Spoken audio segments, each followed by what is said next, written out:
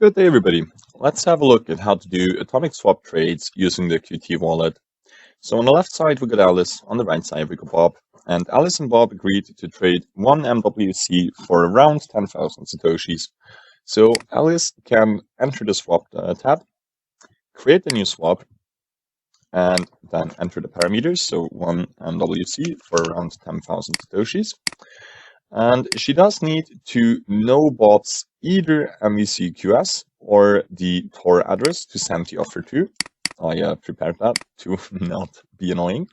And then she also needs to specify where to receive the Bitcoin to. So I will quickly grab that address. Didn't copy there. This time it did. All right. So Alice is reviewing the trade offers and makes sure that everything is correct. That seems good. So she can click continue.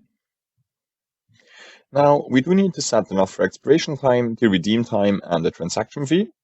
The offer expiration time needs to be enough time for both parties to send messages to each other, accept the offer, and actually lock the funds.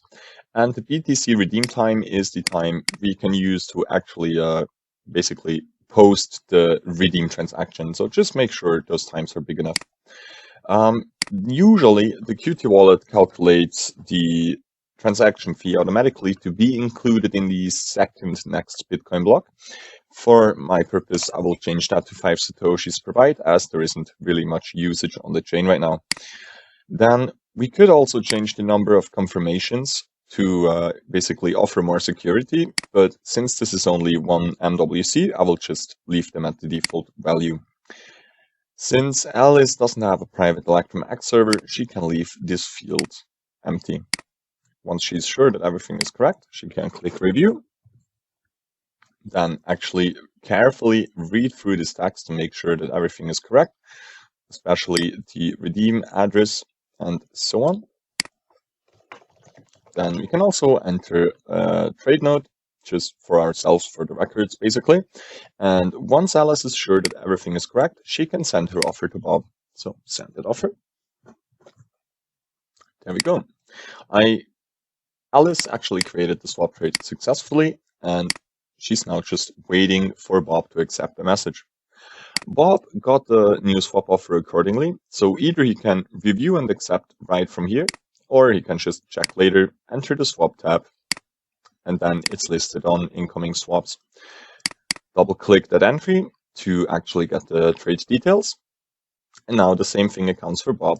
Make sure to carefully read through all of the information you see here and make sure everything is correct. Now, Bob needs to specify a Bitcoin address he would like to receive his Bitcoin back in case of a cancellation or an error in the trade. So let me quickly grab that address for Bob.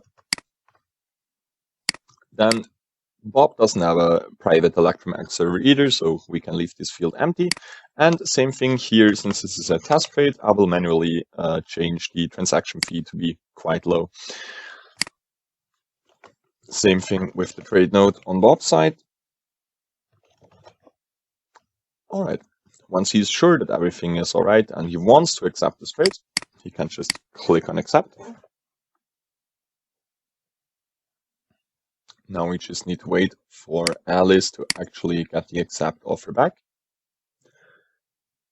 It's easiest if both wallets are just left online and left open.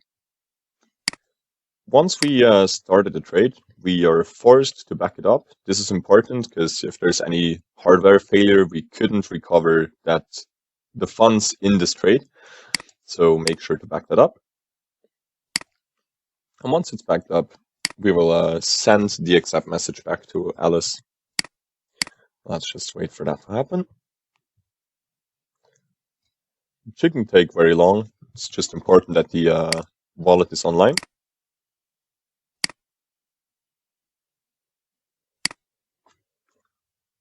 All right. Once Alice received the message that the trade was accepted, she will be forced to back up the trade as well. Same reason for Bob's side. This is needed to restore funds in case of a hardware failure. And once that happens, we need to wait a second. And then the wallet will automatically start to lock the MWC funds. That already happened. Then it is waiting for enough lock confirmations for MWC and is waiting for the collateral to be posted. So we can see where the collateral needs to be posted to by the pop-up on Bob's side. This will tell him a multi-sig address to deposit the 10,000 Satoshis to. Now make sure to copy that and to send your collateral. I won't do this on video, I will do it offline, and I will be back any second.